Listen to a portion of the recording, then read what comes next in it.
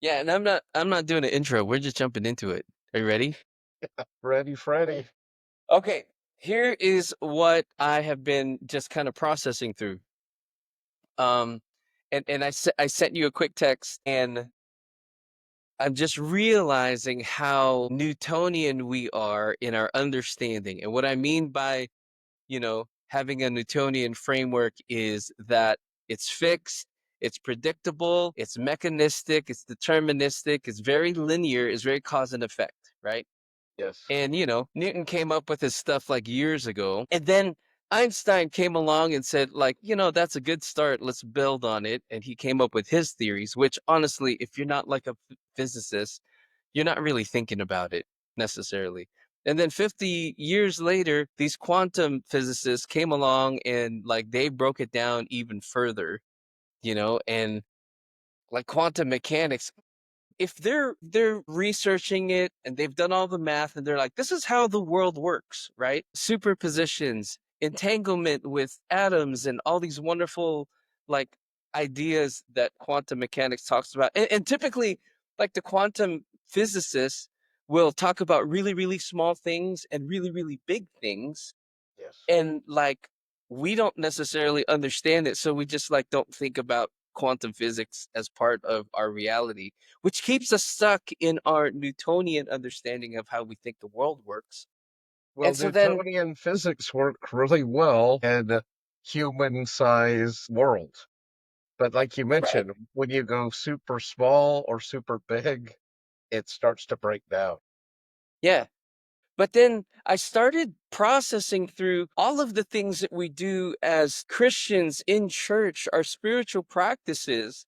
A lot of them are very quantum in nature, and they have quantum mechanics like baked into it because it's the reality of the world. It's the foundation of God has created all things, and by him all things hold together. And so if these really smart folks are studying, well, this is the way that the world is made. This is the way that God made the world. And so acts like worship, prayer, communion, those are all very quantum things that we do. And then the other thing that I wanted to get to eventually in this conversation, this is kind of the tail end of it, because I'm listening to all these really smart people talk about AI. And fundamentally, AI is quantum computing, right? But they're arguing like for or against AI from a Newtonian understanding of the world.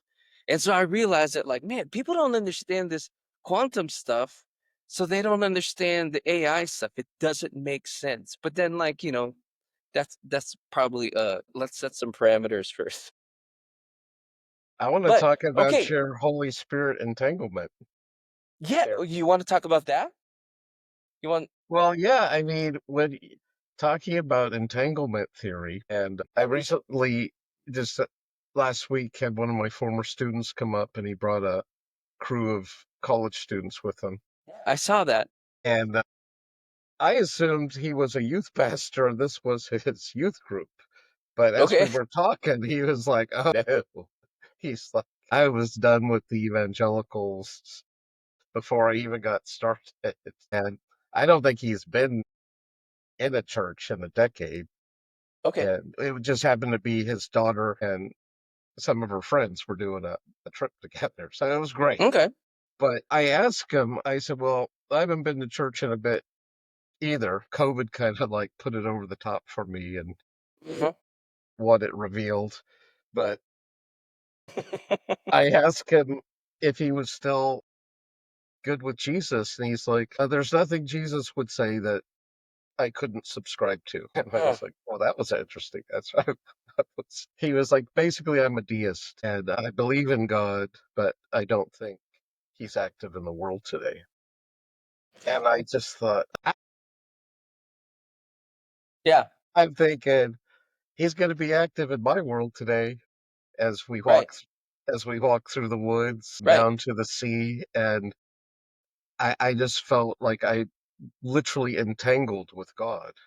Right. That wherever I am, God is. Absolutely. Yeah.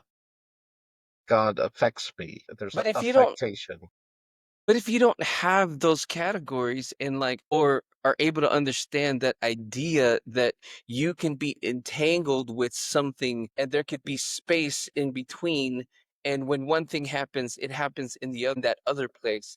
I mean, that fundamentally is the Holy Spirit. That fundamentally is how prayer works. When I pray for you somewhere else, like we don't have to necessarily travel that distance, like there is an entanglement that happens with you. Like even Yes, in this thing right here, we're I am entangled, sitting Lim. right. I'm sitting in Escondido. You're sitting like north of this. I'm in the south. You're in the north of the same state, and we're still like 10 hours away, whatever, however far away we are. And like we have this, we're like having this real time conversation. Like that happens because there's a entanglement that takes place that allows us to do that, you know.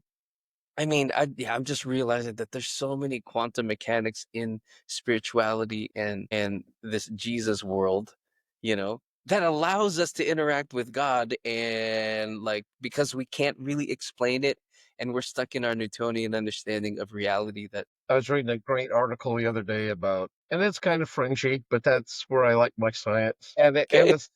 it was talking about the physical material world is basically consciousness crystallized. Okay.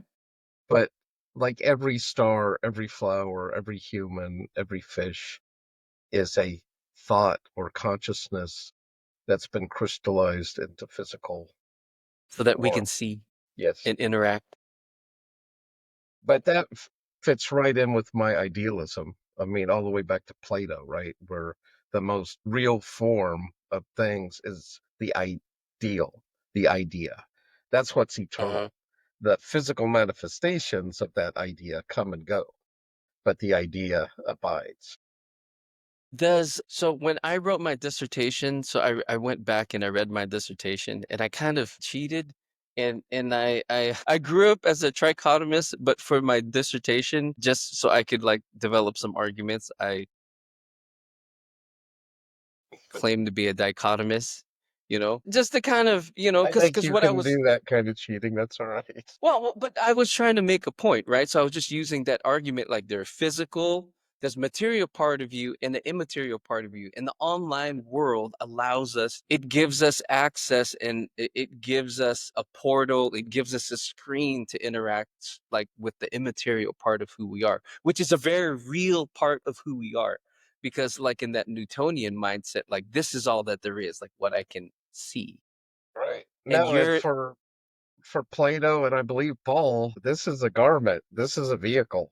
This is a right, vessel. The right. real us is we're just inhabiting it for this time. Soul. Right. Would you say that's soul? Yes, You know? I'm happy with being a trichotomist, but I can speak in dichotomous terms too. But the soul spirit part is the Yeah, non-material. the immaterial part, which is a very real part of who we are. How does that fit in your lotus concept? Well, that would The be thousand petals. that would be sitting there in the center of the lotus. Okay, okay, okay. So I'm starting to understand this Yeah. this The rest is just things we do or relationships we have. It's not essential to who we are. But what's sitting in the center, that's the essential. And it can take many roles and detours and jaunts, right, in this life, but the Uh-huh. essential still remains. Even though this physical vehicle, let's see, we basically more or less replicate all ourselves every 7 years. So Uh-huh. I'm Physically. holy cow, I'm working on my eighth. This is my eighth eighth vehicle. eighth iteration. That's fantastic. Can This one's a you little different than my earlier manifestation. so how could this concept of, you know, quantum mechanics reshape philosophical discussion about God's nature and the mystery of the divine, because we don't have those conversations in that context. We have the conversation in with a Newtonian lens. how does that reshape philosophical discussions? Because I guess what I'm saying is like, well, maybe I'm wrong. I'm not a philosopher. Is our philosophy very Newtonian as well? Well, it's changing as well as philosophy always does with new science, because it opens up our perspective, right? Uh-huh, Whether now uh-huh, we can see through infrared or ultraviolet, that's going to change the way we think about the world. And uh-huh, what's in the human spectrum, and that there are spectrums out there that we can only see with aids or tools, but other creatures uh-huh. can see naturally. And Right. the same would have to do with our new understanding about quantum physics or quantum mechanics and how that's affecting philosophy. And some of it really ties in nicely to some existing schools of philosophy, and especially Eastern philosophy. Okay. Um, I used to show, I don't know if you ever seen it, it was a movie called What the Bleep Do You Know? I would highly recommend it. Okay. It's old now, it's probably 25, 30 years old, but What the Bleep Do You Know? Okay. And it was kind of like, I'd call it new agey, where they had all these kind of like psychologists and physicists, and many of them happened to be from the subcontinent of India, which I thought was super Okay. fascinating. And I'm sure you've seen, like in the front of my book, The Dead Have No Need of Ethics, I have like Right. a little worldview schemata. Uh-huh. This would come under what's at the bottom of my chart called scientific pantheism, Okay. where they're basically saying science is now telling us what we knew spiritually, that all is Mhm. one, all is connected. Yes. And Yeah. so they're basically using energy and spirit as like a That's synonym. yes. And Yes. so that's how they're bridging a materialistic Western science with a metaphysical Eastern philosophy. Is Uh-huh. they're just changing the terms to try to create a synthesis and communication. Uh, It's interesting to me, and I think that does work for a pantheist. That doesn't work for a theist who believes there's a physical and a spiritual world, which is dualism. uh-huh.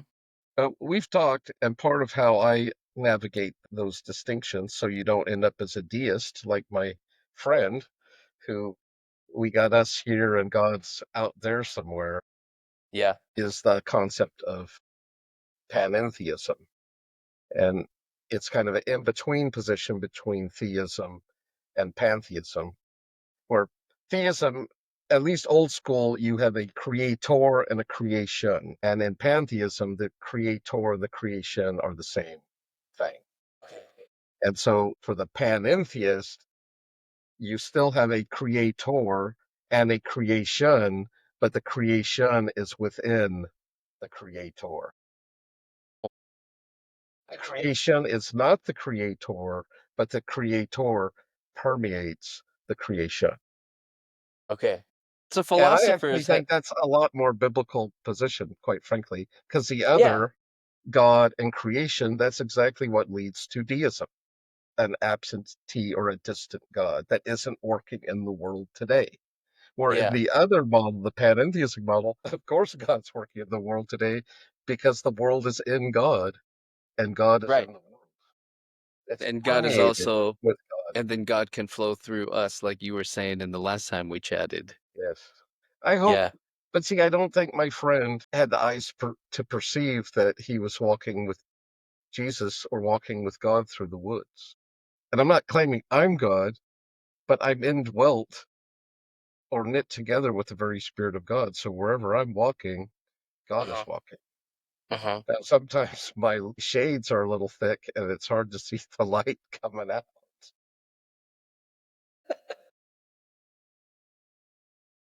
But the light's in there. Come on. And you're out there every day? No, I'd like to. I love that you share it. I love that you take all the videos and you share with us when you do get out there. That's pretty awesome. Only 4 days a week I get out. That's pretty good. That's good. How how does this impact you're pretty pro AI. So far, it hasn't done anything naughty to me yet. And I love how you're using it. I I have a love new way I'm going to use it today because I just got this recruiting job. Oh, and I just got a list of open dates so for Thursday night guest lecture. So I'm going to send the president a copy or just tell her I want to bring you on. I think you'd be a good match for the school. And then I'll yeah, send part you the of list yeah, of open dates. I yeah, just think part what your research is would be really helpful for someone going into counseling. well, yeah, like the technology drives the psychology. And so if you're working in psychology, then you should have an understanding that the tools out there like really impact like how people think and feel and I was move thinking in this more world. your doctoral work on your Oh yeah, I can identity. yeah, no, yeah, that's out of my doctoral work, like the whole online thing. Yeah, no, thank you for Because sharing that. I don't think that has occurred to any of them because they're older and I don't think they probably understand how much of millennials and Z's and stuff their identity is caught up in their online activities. Yeah. That's pretty wild.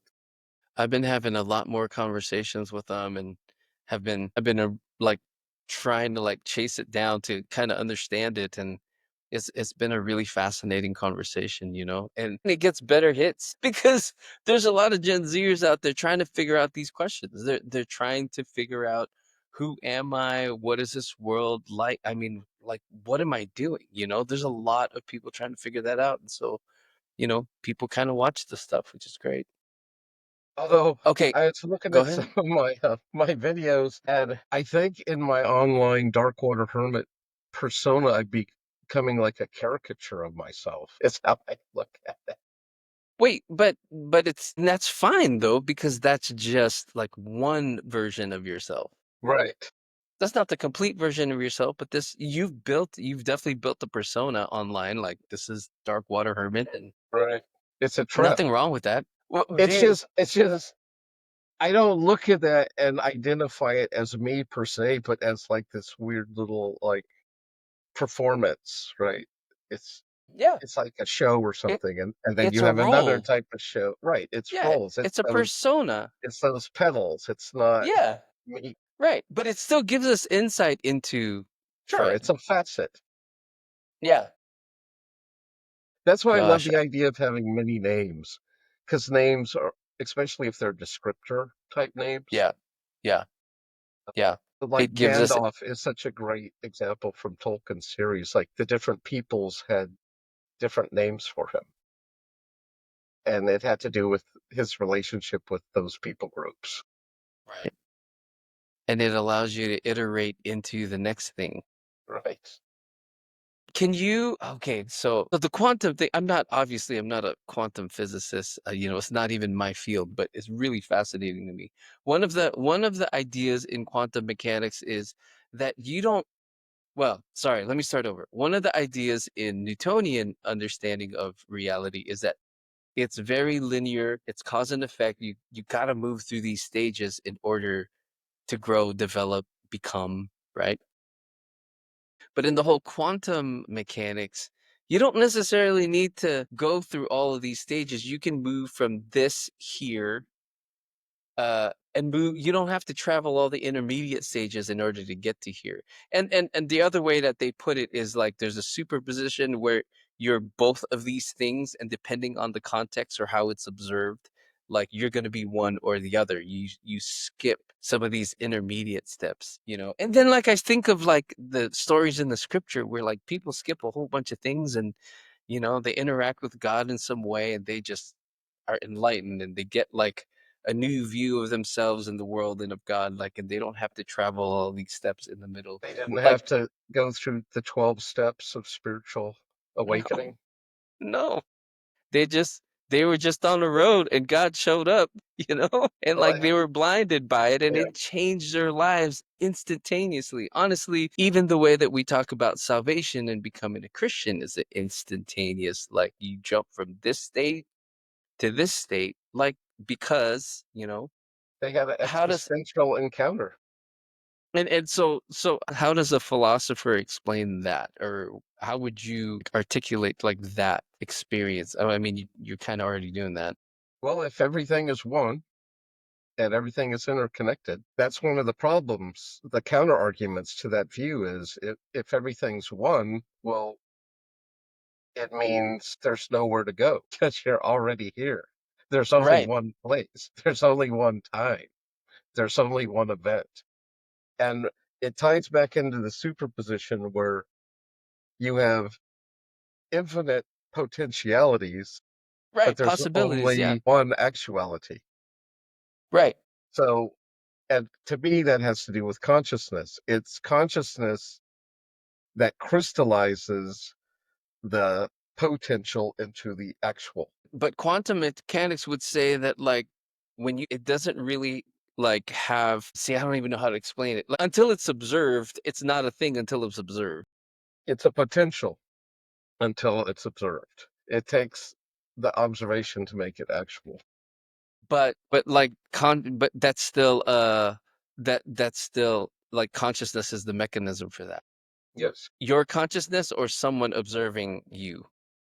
And this comes back to perception is reality.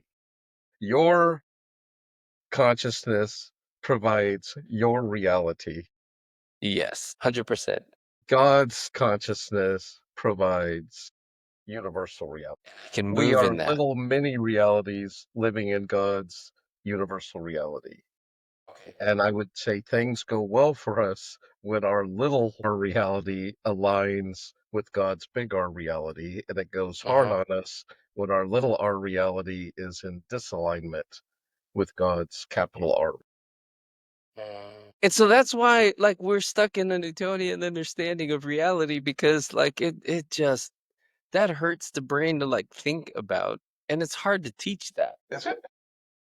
Well, I don't hear these sermons in church. This is not like a conversation that I find like a small group or you know what I mean? Like this is not and I'm like the way that it's resolving for me, not that it has to resolve, is like at a particular level and a certain level of consciousness or maturity. It's okay to be stuck in that Newtonian understanding of reality. I'm fine with that, right? But Well, it once works for getting around town and interacting with people and planting a garden and even flying the airplane. It just starts to break down when you get into the macro and the micro of how things work. the quantum framework like really gives it a lot of life and it really gives it like some like I'm like, oh, that makes sense in the quantum reality because that's I mean, we believe it and we know it and we love it, you know, but we can't explain it. Well, Or do because you try? it's not the world we consciously live in. I'm not consciously walking around thinking I'm a potential a potentiality and I'm actualizing as I conceptualize my way through the day. Yes, I totally understand that. But when you go to church, that's what they're doing. When they're praying and when they're worshiping and when taking communion and when they're interacting with God, like that's what is happening. And so that's, I guess that's what I'm wrestling with. Yes, we're not conscious of it, but we try to do it. And then when we don't understand it, we just say, "Oh, just need to have faith. Just have faith that it works." Right, but it's more than that. It's the difference. A lot of people have an intellectual understanding of it. They've read about it. They're as where as you and I are about it. But let me use flat earthers as an example. This is great. I think you and I both intellectually can appreciate the arguments of flat earthers, but I think we also respect the scientific community enough and are not so conspiracy bound that we do believe those are real photos from space, that we did land on the moon, that we do have probes out there sending back data. Anyways, even though intellectually we may believe we live on a globe that's hurtling through space, that's not how I live my day to day life. When I walk out the door, for all intents and purposes, I'm living on a flat earth, driving my vehicle down flat roads. If there's any ups and downs, it's because of hills. It's not because I'm getting whipped around at 1,000 miles per hour as the earth rotates, as it's careening around the sun. I think it's the same thing with the quantum. If you actually started consciously living of what you knew intellectually, Hmm. it would could be quite overwhelming. I do this just as a practice sometimes when I'm out. It's easier to do at night with the stars, and especially if you have a moon with a reflection on it, because then you can triangulate from where you're standing and imagine where the sun would have to be to In cast order, that light on the moon, if you yeah, accept that model, which I do. yeah. And it's so trippy because often the sun will be below your feet Hmm. to get that view, but very, very far away, so it can still hit the moon above Yeah, your head.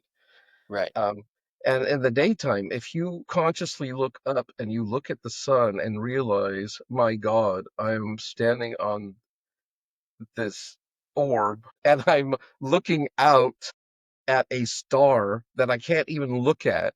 It's so bright, and my little pale skin, I'll fry myself if I don't protect myself. And to imagine the horror of what's happening as I'm this little creature on this ball whipping around this star, which is whipping around the center of the Milky Way. Hmm. It's hard to drive your car when you're thinking like that. And it Right. makes you want to walk bowling. And when you're hiking, you're just like, "Whoop, Well, and you're not flying off of this ball, nope. right? It's They imperceptible. right. I mean, if Imperceptible. you think about how fast things are moving, and you're like, but there's enough gravity to keep me here on this ball, like that's spinning in all, in the universe. Yeah, it just, but it's kind of awesome to think about. It is. It's not just an intellectual exercise, like it is our reality. No, because when you can consciously hold that and don't just slip into our default, it is a type of awakeness. Yeah. How's No, no, that? it's another level of consciousness. And yeah, this I'm not saying that like it's And not a that pride could thing. I'm affect just your little petty squabble with the person that cut you off or the person that shortchanged you in the market. it If should. if It you get a should. grasp that you're two little beings whipping around a star, I don't know, it might give you some perspective. It should. It should. It definitely should give you no, it definitely should give you perspective. Well, you've seen those memes, right, where people post a picture of the Milky Way and they'll have a little dot like "you are here," Yeah. Yeah. and then it's like, next time you're having a rough day, Just come back to this thought, add this this idea. into your calculation. And it's like, Oh man. yeah, got it. Well, I love it. I But love it. anyways, that "What the Bleep Do You Know" movie, it was a lot of pseudoscience, a lot of pseudopsychology, a lot of new age, which, they take bits and pieces. So they're taking lots of legitimate things we know or what we know up to this point, and then Hmm. they're trying to apply them to spirituality, to psychology, to philosophy, to science. Hmm. I think it's fascinating. My biggest problem with it was it kind of reminded me of the Christian version of the health wealth gospel Okay. because they were all about you visualize to manifest. So if you want health, think healthy thoughts. If you want Right. wealth, think wealthy thoughts. If you want beauty, think beautiful thoughts. And I bought the bonus version with all the like after shoot interviews and all that. And even though I Okay. liked the movie very much, the interviews with these people were kind of stomach turning because a lot Uh, of these were healthy, beautiful, wealthy people. uh-huh. And their little mantra, it makes me think almost of a perverse type of Hinduism where the upper caste are like, well, we deserve to be here because of our past lives. And Mm. people that aren't doing well, you deserve to be where you are because of your past decisions. And that's how these New Agers were, was like, oh yes, I manifest success daily. Yeah. And Yeah. I'm thinking, ooh, well, what about the person who's an amputee or has a debilitating disease or isn't so Mhm. attractive or isn't so bright? And are they manifesting that if you logically parse out their philosophy, absolutely. And I don't like that. And then they just make it super formulaic, like, just do this thing and you can also have this, you know? Yeah, I mean, they all have their different flavors, but you could get into a formula again. Well, I will have to look it up and I'll definitely watch it, and if I can find it, I'll post it in You the should show be able notes. to. It's probably for free on YouTube, and Now? yeah, because it's old. And they did another one called The Secret, but Okay. it's all about Wait, visualizing, manifesting. But you'll get a kick out of what the bleep do you know? okay. I'll definitely check that out. Well, my friend, That was let's fun. end it. Okay, I'm gonna go run around in the woods, being connected. That's awesome. Well, but can you just stay on a little longer? Wait, I'm gonna stop it.